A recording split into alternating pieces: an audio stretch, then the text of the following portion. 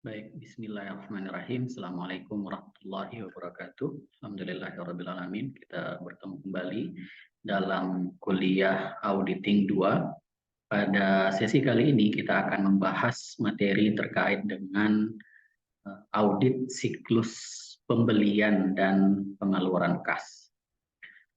Sebagaimana telah kita sampaikan bahwa penyusunan laporan keuangan itu secara umum bisa kita bagi dalam dua siklus.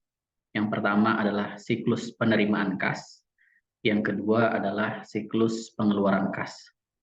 Apa saja yang termasuk dalam siklus penerimaan kas, seperti misalnya perolehan pendapatan atau penerimaan bagi hasil dari rekening, atau perolehan hasil investasi, atau juga penerimaan pembayaran cicilan utang ya dari atau piutang dari customer kita. Itu semua adalah transaksi-transaksi yang masuk di dalam siklus penerimaan kas. Yang substansinya adalah bahwa perusahaan menerima pendapatan atau uang ya baik secara tunai ataupun non tunai dari para pelanggannya, baik yang disebabkan karena adanya jasa yang diberikan atau penerimaan tagihan dan segala macamnya. Kemudian yang kedua adalah ada siklus pengeluaran kas, yang secara sederhana kita pahami adalah setiap transaksi yang dilakukan oleh sebuah entitas atau perusahaan, apapun itu jenisnya, baik yang kecil, skala individu, atau UMKM, atau yang besar, yang dalam transaksi tersebut diakhiri dengan pengeluaran uang, ya, baik secara tunai ataupun non-tunai. Apa saja? Bisa dalam bentuk pembelian aset, begitu juga bisa dalam bentuk penempatan investasi, bisa juga dalam bentuk pembayaran cicilan utang, bisa juga dalam bentuk pembayaran beban-beban administrasi dan umum seperti membayar gaji, membayar biaya sewa dan segala macamnya. Nah, tentu saja semua aktivitas ini itu nanti akan diakhiri dengan adanya pengeluaran kas. Maka dalam konteks ini mudah-mudahan dapat dipahami dalam skala apapun usahanya atau aktivitasnya, kedua dari siklus ini akan selalu terjadi, yaitu siklus penerimaan kas ataupun siklus pengeluaran kas. Kemudian dalam skala perusahaan yang lebih besar seperti perusahaan manufaktur, ada kalanya kedua siklus ini kemudian dibuat lebih rinci karena proses dari transaksinya yang cukup kompleks ya. Misalnya transaksi penggajian gitu ya. Secara sederhana sebetulnya penggajian itu bisa dimasukkan dalam siklus pengeluaran kas. Tetapi dalam perusahaan yang besar seperti misalnya Telkom yang memiliki karyawan lebih dari 1.000 misalnya, atau perusahaan-perusahaan yang lain, siklus atau proses dari penggajian itu cukup panjang ya, dimulai dari adanya rekrutmen gitu ya, kemudian adanya mutasi, kemudian adanya perekapan atas kehadiran, adanya tunjangan, adanya potongan ya, kemudian ada proses perhitungan pajak gitu ya, kemudian juga ada proses pembayaran, transfer dan segala macamnya, sehingga dalam perusahaan besar itu ada ya siklus namanya siklus penggajian yang dia juga termasuk dalam sebenarnya masuk dalam siklus pengeluaran kas. Ada juga siklus misalnya persediaan dan penggudangan. Sebetulnya siklus ini juga termasuk dalam siklus pengeluaran kas karena ketika perusahaan membeli barang dagangan atau persediaan kemudian disimpan di dalam gudang, itu tentu saja akan diakhiri dengan pengeluaran kas gitu ya. Nah, tetapi dalam perusahaan yang besar karena skala dari transaksinya juga kompleks dan panjang, maka siklus pembelian persediaan ini kemudian juga dibuat dalam siklus tersendiri dan kita sebut sebagai siklus persediaan dan penggudangan atau penyimpanan dalam gudang. Kemudian juga ada siklus investasi dan perolehan modal gitu ya, seperti itu. Nah, dalam siklus ini sebetulnya juga tercakup ada siklus penerimaan kas ataupun siklus pengeluaran kas. Misalnya pada saat investasi itu kemudian di awal ketika perusahaan menempatkan investasi misalnya di saham gitu ya, atau menempatkannya di deposito, maka di situ ada proses pengeluaran kas. Tapi kemudian diakhiri dengan di setiap akhir periode adanya penerimaan kas dalam bentuk penerimaan return, misalnya deposito setiap bulan perusahaan tentu saja akan menerima bagi hasil kalau di bank syariah atau bunga kalau di bank konvensional, gitu ya, seperti itu. Atau transaksi seperti perolehan modal, gitu ya. Misalnya dengan menerbitkan saham baru atau kemudian menerima pemodal baru, maka ketika itu perusahaan akan melakukan transaksi yang namanya penerimaan kas. Tapi nanti di satu periode tertentu, di akhir periode perusahaan akan membagikan dividen kepada pemegang saham, gitu ya, atau orang-orang yang tadi menanamkan sahamnya, gitu ya, seperti itu. Jadi ada siklus investasi dan perolehan modal, gitu. Jadi di dalamnya juga termasuk ada siklus penerimaan kas ataupun siklus pengeluaran kas. Mudah-mudahan dapat dipahami. Nah, pada sesi kali ini kita akan membahas terkait dengan bagaimana auditor mengaudit siklus dari pembelian dan pengeluaran kas, seperti itu. Nah, secara sederhana, memang ketika auditor akan melakukan sebuah audit atau sebuah siklus, hal yang pertama yang perlu dilakukan oleh auditor adalah auditor harus memahami ya seperti apa proses dari siklus ini berjalan di setiap perusahaan. Siklus ini tentu saja di setiap perusahaan akan berbeda-beda ya, baik tahapannya ataupun pihak-pihak yang terlibat. Nah, oleh karena itulah kemudian auditor harus memahami seperti apa siklus ini dipraktekkan. Bagaimana caranya atau prosedur yang bisa dilakukan oleh auditor itu bisa dengan pertama bisa membaca SOP gitu ya atau flowchart yang dimiliki oleh perusahaan. Bagaimana kalau seandainya perusahaan belum memiliki flowchart, maka prosedur pengganti yang bisa dilakukan adalah dengan melakukan wawancara dengan pengelola gitu ya. Misalnya kita sedang mengaudit sebuah yayasan, seperti apa sih proses perolehan donasi yang dilakukan oleh yayasan tersebut. Kalau dia tidak punya SOP atau flowchart, maka kita bisa melakukan wawancara dengan mereka seperti apa kemudian mereka melakukan aktivitas ini, kemudian siapa saja yang terlibat gitu ya, kemudian dokumen apa saja yang diperoleh atau dikeluarkan seperti itu. Nah, setelah kemudian kita memahami seperti apa prosesnya, kita kemudian bisa memberikan penilaian gitu ya untuk mengidentifikasi tingkat risiko dari proses tersebut gitu ya. Nah, bagaimana caranya? Caranya adalah dengan cara melakukan pengujian gitu ya. Nah, salah satunya adalah dengan kita melakukan walkthrough gitu ya. Walkthrough itu adalah kita akan meminta dokumen dari sebuah transaksi secara lengkap gitu ya.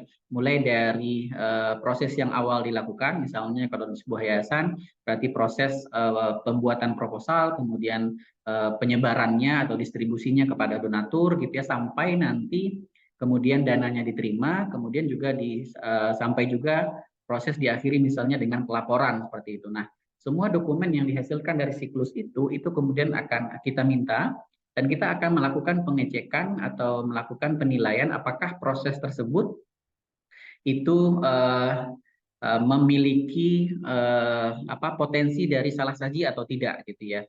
Misalnya gitu ya, ketika dana yang diterima oleh yayasan tersebut misalnya 5 juta, tetapi kemudian oleh akuntan dicatatnya dengan nilai yang berbeda gitu, atau misalnya oleh keuangan dicatat dengan nama donatur yang berbeda gitu ya. Nah, sehingga dengan demikian itu akan menyebabkan kesalahan gitu. Nah, ini yang kemudian kita lakukan pengujian apakah tersebut ada potensi salah saji atau tidak ya seperti itu. Nah, setiap dari proses tersebut tentu saja kemudian akan tercatat ya atau dicatat di dalam laporan keuangan yang diawali dengan pencatatan jurnal seperti itu. Nah untuk lebih memahami kita kemudian melihat jurnal-jurnal apa saja yang terkait dengan siklus pembelian dan pengeluaran kas ini. Tampilan yang ada di depan kita itu menjelaskan seperti apa akun-akun yang ada di perusahaan besar gitu ya. Sehingga bisa kita lihat di sini ada cash in bank gitu ya atau kas di bank gitu ya. Kemudian ada account payable berarti adalah utang. Kemudian ada raw material purchases atau pembelian bahan baku. Kemudian juga ada property, plant and equipment atau kita singkat dengan aset tetap. Kemudian juga ada prepaid expense atau biaya-biaya di muka. Kemudian juga ada administrative expense control account atau biaya-biaya administrasi gitu ya. Kemudian juga ada selling expense control account atau biaya-biaya penjualan. Kemudian manufacturing expense control gitu ya, biaya-biaya pabrikan. Kemudian ada purchase discount atau diskon pembelian, kemudian juga purchase return and allowance atau cadangan ya, cadangan dari pembelian atau cadangan kerugian dari pembelian seperti itu. Misalnya seperti ini, adanya account payable itu berarti bermakna bahwa pembelian itu dilakukan secara utang atau kredit atau tangguh gitu ya. Nah, pada saat kemudian perusahaan membeli sebuah barang atau jasa gitu ya, maka itu akan menambah piutangnya ya di sisi kredit, kemudian juga menambah persediaan dari bahan bakunya seperti itu ya. Nah, itu tentu saja akan menambah utang. Kemudian pada periode berikutnya ketika utang ini dibayar ya, maka kemudian utangnya akan berkurang di sisi debit dan kas juga akan berkurang di sisi kredit ya, seperti itu. Nah, begitulah cara membaca dari hubungan atau relasi antar akun ini gitu ya. Jadi satu transaksi itu kemudian akan melibatkan beberapa akun. Atau misalnya pembelian aset tetap ya gitu ya. Ketika kemudian perusahaan misalnya membeli komputer secara kredit gitu ya, maka akan bertambahlah utang di sisi kredit di sini dan asetnya juga bertambah di sisi debit gitu ya. Kemudian ketika dia dibayar, maka utangnya akan berkurang di sisi debit dan kas juga akan berkurang di sisi kredit gitu ya. Begitu juga dengan biaya-biaya dibayar di muka atau biaya-biaya administrasi misalnya membayar biaya listrik gitu ya dan segala macamnya seperti itu. Nah, itu adalah keterkaitan antar akun yang ada di dalam siklus pembelian dan pengeluaran kas gitu ya. Jadi ada beberapa akun yang akan saling terkait. Nah, ini tentu saja gambaran dari perusahaan yang besar. Nah, bagaimana dengan perusahaan yang kecil yang boleh jadi transaksinya lebih banyak tunai gitu ya, seperti itu. Maka tentu akun yang ada itu hanya mungkin cash in bank gitu ya, kemudian langsung pada akun dari persediaan misalnya. Misalnya kita memiliki usaha online gitu ya, kemudian kita akan membeli barang dagangan kita dan kita akan membelinya secara tunai gitu ya. Maka di sini tentu di buku besar dari persediaannya akan bertambah di sisi debit gitu ya, kemudian kas kita akan berkurang di sisi kredit gitu ya, seperti itu. Begitu juga misalnya dalam usaha online kita membeli membeli laptop misalnya secara tunai juga gitu ya, maka tentu saja di aset tetap untuk laptopnya bertambah di sisi debit, kemudian kas kita akan berkurang di sisi kredit seperti itu. Itu ya yang untuk memahami dari slide ini. Nah, kemudian di tabel ini akan dijelaskan seperti apa sih tahapan dari siklus pembelian dan pengeluaran kas ini. Nah, di sini bisa kita lihat gitu ya, bahwa secara umum tahapan dari siklus ini yang pertama adalah ada proses yang namanya akuisisi gitu ya, atau perolehan gitu ya. Nah, apa saja akun yang terkait dari perolehan ini? Nah, kita harus pahami bahwa perolehan itu bisa saja dilakukan secara tunai, bisa juga dilakukan secara kredit. Nah, dalam perusahaan yang lebih besar itu cenderung kemudian dilakukan secara tangguh atau kredit. Nah, akun-akun yang terkait itu misalnya bisa kita memperoleh persediaan, atau kemudian membeli aset tetap, atau kemudian membayar biaya-biaya dibayar di muka, atau kemudian memperbaiki dari barang sewaan gitu ya, atau kemudian juga akan berdampak terhadap penambahan utang ya, kemudian biaya-biaya yang lain seperti itu. Nah, semua akun dalam tahapan akuisisi ini itu bisa kita bagi dalam 3 fungsi bisnis gitu ya. Yang pertama adalah pemrosesan dari permintaan pembelian gitu ya. Jadi dalam sebuah perusahaan besar, sebuah pembelian itu tidak bisa dilakukan secara langsung, tetapi kemudian harus ada dulu permintaan dari bagian yang terkait, gitu ya. Nah, biasanya juga dalam sebuah perusahaan besar itu ada bagian khusus yang melakukan pembelian. Nah, biasa kita sebut sebagai bagian procurement, gitu ya, seperti itu. Dalam perusahaan kecil tentu ini tidak relevan karena bisa saja kemudian pada saat kita melakukan pembelian kita akan langsung membelinya secara langsung. Tapi dalam sebuah perusahaan besar itu ada siklusnya atau tahapannya di mana ada permintaan dulu dari user. Ya, misalnya bagian IT membutuhkan komputer, maka bagian IT tidak membeli secara langsung, tapi dia akan meminta barang-barang yang dia inginkan, spesifikasinya dibuat dan dokumen atau surat permintaan itu akan dikirimkan ke bagian pembelian gitu ya, seperti itu.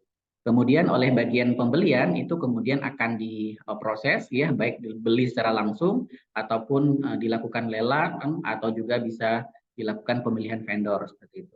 Kemudian setelah proses itu dilakukan, maka akan ada yang namanya proses penerimaan barang dari supplier atau dari vendor ya, seperti itu. Kemudian setelah barang diterima, itu kemudian ada proses yang ketiga yaitu pengakuan adanya utang ya. Nah, ini terjadi karena pembelian dilakukan secara tanggung. Nah, di setiap dari fungsi ini itu kemudian ada dokumen-dokumen yang biasanya dikeluarkan atau diterima. Misalnya pada saat user tertentu, misalnya bagian IT membutuhkan sebuah barang, maka dia akan membuat yang namanya dokumen yang namanya purchase requisition ya, surat atau form permintaan barang. Kemudian surat permintaan barang ini akan ditindaklanjuti oleh bagian pembelian dengan membuat yang namanya purchase order atau PO gitu ya, atau order pembelian gitu.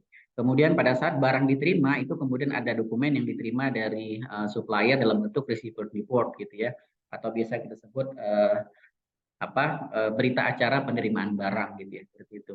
Kemudian pada saat bagian akuntansi mencatat adanya penambahan utang, maka ada beberapa dokumen yang juga harus dilengkapi gitu ya. Misalnya ada invoice ya, jadi harus ada invoice dari vendornya, kemudian juga ada debit memo, kemudian ada voucher ya, ada dokumen-dokumen lain yang nanti akan menunjukkan proses pencatatan utang tersebut gitu. Kemudian setelah kemudian utang tercatat dalam periode berikutnya akan ada tahapan yang namanya cash disbursement ya, atau pengeluaran kas. Nah, di pengeluaran kas ini akun apa yang terkait, ada kas in bank gitu ya, atau kas di bank, atau juga kas in hand kalau dibayar secara tunai. Kemudian akun utangnya nanti konteksnya adalah pada saat dibayar tentu utangnya akan berkurang, kemudian juga ada diskon ya tertentu, misalnya kalau dia membayar lebih cepat dari yang dijanjikan. Nah, proses bisnis yang terjadi dalam proses siklus pengeluaran kas ini adalah pemrosesan dan pencatatan pengeluaran kas gitu ya. Nah, dokumen-dokumen yang lahir atau ada di sini itu adalah pertama adalah cek kalau seandainya pemberian melalui cek, bisa juga dalam bentuk bukti transfer kalau dia dilakukan secara transfer, bisa juga dalam bentuk kwitansi kas keluar ya kalau dalam bentuk pembelian dilakukan secara tunai ya, seperti itu. Kemudian juga ada cash disbursement transaction file-nya gitu ya. Kemudian juga ada jurnal ya untuk mencatat adanya pengeluaran kas dan pengurangan dari utang itu sendiri ya, seperti itu. Oke, nah berikutnya slide yang tadi itu menjelaskan bagaimana kita memahami siklus dari pembelian dan pengeluaran kas. Nah, dalam slide ini kita akan mencoba melihat dari perspektif auditor gitu ya. Nah, seperti apa metodologi atau tahapan yang bisa dilakukan oleh auditor dalam melakukan audit atas siklus ini. Nah, seperti yang saya sampaikan tadi, hal yang pertama yang harus dilakukan adalah auditor harus understand internal control gitu ya. Jadi harus memahami internal control yang tadi sudah dijelaskan. Ketika kita sudah mengetahui proses sebuah transaksi dengan cara melakukan wawancara, hal berikutnya adalah kita melakukan pengujian apakah ada potensi-potensi kesalahan atau tidak. Itu. Nah, maka di tahapan kedua adalah kita melakukan pengujian ya. Nah, berikutnya adalah dalam tahapan pengujian ini kadangkala kita bisa melakukannya beberapa kali gitu ya. Misalnya pada saat pengujian pertama kita lihat terlalu banyak misalnya kesalahan, kemungkinan kesalahan yang akan terjadi gitu ya. Yang bisa kita lakukan kita bisa menambah atau mengextend dari pengujian pengendalian yang bisa kita lakukan seperti itu. Nah, kemudian berikutnya adalah kita akan melakukan yang namanya penyusunan atau perancangan pengujiannya gitu ya, baik secara prosedurnya seperti apa gitu ya, sampel size berapa banyak, kemudian apa dasar pemilihannya, apakah berdasarkan bulan gitu ya atau berdasarkan nilai yang tertentu, misalnya kita akan melakukan pemeriksaan atas transaksi yang di atas 10 juta misalnya gitu ya. Nah, itu tentu saja harus berdasarkan tingkat materialitas yang telah kita tetapkan. Kemudian waktunya berapa lama gitu ya. Nah, itu juga tahapan yang dilakukan oleh auditor.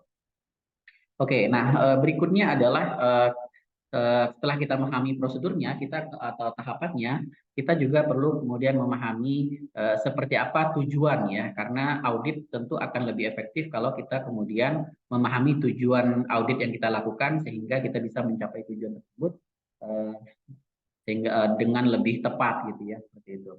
Misalnya tujuan yang pertama adalah kita akan memastikan occurrence ya atau keterjadian. Maksudnya apa gitu ya? Recorded acquisition are for good and service received consistent with the best interest of the client gitu ya. Jadi pencatatan dari pembelian ya baik barang atau jasa yang diterima itu harus sesuai dengan apa ya kebutuhan dari klien gitu. Jadi jangan sampai pembelian dilakukan tapi sebetulnya tidak berdasarkan rencana gitu. Ya, maka nanti prosesnya adalah kita harus membandingkan dengan rencana kerja gitu ya. Apakah dalam rencana kerja dalam 1 tahun itu di bulan tersebut memang ada proses untuk pembelian barang tertentu. Maka internal control yang harus kita lihat harus ada di sini adalah dokumen dari permohonan pembeliannya, kemudian order pembeliannya, kemudian bukti penerimaan barangnya, kemudian invoice-nya, itu kemudian harus disertakan ya di dalam voucher gitu ya atau di dalam jurnal gitu. Jadi pada saat pada saat akuntansi membuat jurnal, maka dasar dia melakukan jurnal itu harus lengkap dokumen ini. Tidak boleh salah satunya gitu. Misalnya cuma ada kwitansinya aja gitu. Tidak bisa gitu. Jadi harus ada lengkap dengan proses yang terjadi sebelumnya seperti itu. Nah, apa yang bisa dilakukan yaitu dengan melakukan pengujian ya apakah dokumen tersebut ada atau tidak gitu ya seperti itu. Kemudian untuk pengujian substantifnya kita akan mencoba mereview jurnal yang dibuat gitu. Apakah jurnal yang dibuat sudah sesuai atau belum? Misalnya yang dilakukan adalah pembelian aset tetap, tetapi kemudian di jurnal kemudian dicatatnya sebagai pembayaran gaji misalnya. Itu berarti tidak sesuai ya dengan substansi transaksi. Kemudian berikutnya misalnya contoh berikutnya misalnya acquisition are approved at that proper level gitu ya. Jadi persetujuan pembelian barang atau jasa itu kemudian harus divalidasi atau disetujui oleh pihak yang berwenang gitu. Nah, dalam sebuah perusahaan besar seringkali kemudian pembelian barang atau jasa itu dengan nilai tertentu itu ada pihak-pihak yang berwenang yang harus mengotorisasinya. Tidak bisa kemudian sebuah pembelian langsung dieksekusi oleh staf ya oleh staff user nggak bisa gitu jadi harus diaksesi dulu oleh pihak-pihak yang lebih berwenang gitu ya. Nah kemudian pengujian yang bisa dilakukan lah kita mengecek apakah approvalnya sudah valid atau tidak gitu ya seperti itu. Kemudian kalau substantifnya kita akan menguji apakah dokumen-dokumen yang terlampir tadi itu otentik atau tidak gitu artinya asli atau tidak gitu ya. Kemudian berikutnya lah computer acceptance purchase only from authorized vendor gitu ya. Jadi pada saat kemudian barang dibeli pada vendor tertentu atau supplier tertentu atau penjual tertentu, maka dipastikan bahwa vendor itu adalah atau penjual tersebutlah penjual-penjual atau vendor yang sudah terregister menjadi rekanan sebuah perusahaan. Nah, ini lazim ya. Bagi sebuah perusahaan besar, pembelian sesuatu itu tidak boleh langsung gitu. Tapi terutama kalau seandainya yang nilainya besar ya, itu para mitra itu kemudian harus terregistrasi dulu sebagai mitra mereka. Nah, itu perlu dipastikan bahwa vendor-vendor yang dituju itu kemudian sudah valid menjadi sudah tercatat sebagai mitra dari perusahaan ya seperti itu. Maka bisa kita lihat di sini adalah menguji vendor master file kalau seandainya ada vendor-vendor yang tidak lazim gitu ya seperti itu. Kemudian di sini misalnya dokumen are cancelled to prevent their reuse gitu ya. Kalau seandainya transaksinya sudah terjadi gitu ya sudah selesai maka harus di situ dipastikan dokumen itu sudah dicap bahwa dia sudah selesai atau biasanya kita lihat paid misalnya sudah dibayar. Nah, artinya ini untuk mencegah jangan sampai ada satu dokumen kemudian ditransaksikan 2 kali gitu ya padahal dicatatnya cuma 1 kali gitu ya seperti itu. Kemudian kalau seandainya ada transaksi yang batal dilakukan maka harus dipastikan dokumen itu kemudian dicap batal gitu atau cancel gitu sehingga dia tidak digunakan lagi. Kemudian tujuan audit yang kedua yaitu completeness atau kelengkapan. Ini bisa kita lihat ya. Di sini bisa purchase order are pre-number gitu ya. Jadi dokumen dari order pembeliannya itu harus menggunakan nomor urut cetak gitu ya. Kemudian test of control-nya memastikan bahwa tidak ada nomor yang loncat gitu ya. Jadi harus tersambung gitu ya seperti itu.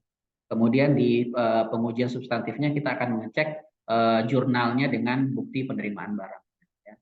Kira-kira seperti itu. Oke, kemudian ada tujuan audit berikutnya itu adalah akurasi. Nah, itu berarti kita lihat adalah nilainya gitu ya. Kemudian juga ada posting and summarize. Berarti ini jurnalnya sudah oke. Kemudian klasifikasi ini juga terkait dengan chart of account yang digunakan gitu ya atau kode akun yang digunakan. Kemudian juga timing. Nah, ini berarti dilihat dari sisi tanggalnya gitu ya. Jangan sampai kemudian transaksi bulan Januari 2023 tetapi dicatatnya di jurnal di Desember 2022 gitu ya. Itu. Nah, ini pengujian yang bisa dilakukan. Berikutnya juga ada tujuan yang terkait dengan pengeluaran kas. Kalau tadi adalah pembelian, adalah pengeluaran kas itu hampir sama gitu ya. Di sini tujuan auditnya yaitu memastikan occurrence gitu ya. Maka di sini key of controlnya misalnya there is adequate segregation duties between account payable and custody of sent check gitu ya. Jadi orang yang mencatat utang itu harus berbeda dengan orang yang keuangan gitu atau orang yang membayarkan data gitu seperti itu. Kemudian test of controlnya itu bisa kita lihat apakah memang orangnya berbeda atau tidak. Kemudian dalam substantifnya itu lebih kita lihat ke jurnal ya. Apakah ada jurnal yang tidak lazim atau tidak. Begitu juga ada tujuan audit completeness gitu ya. Kemudian tujuan audit yang lain gitu ya, ada akurasi juga, ada apa posting juga gitu ya, ada klasifikasi, ada timing gitu ya. Oke, kemudian ini kita ambil salah satu akun, misalnya dalam siklus ini adalah yang paling signifikan, yang paling banyak jumlah akun payable gitu ya, atau akun utang usaha. Nah, apa saja tahapan audit yang bisa dilakukan hampir sama gitu ya.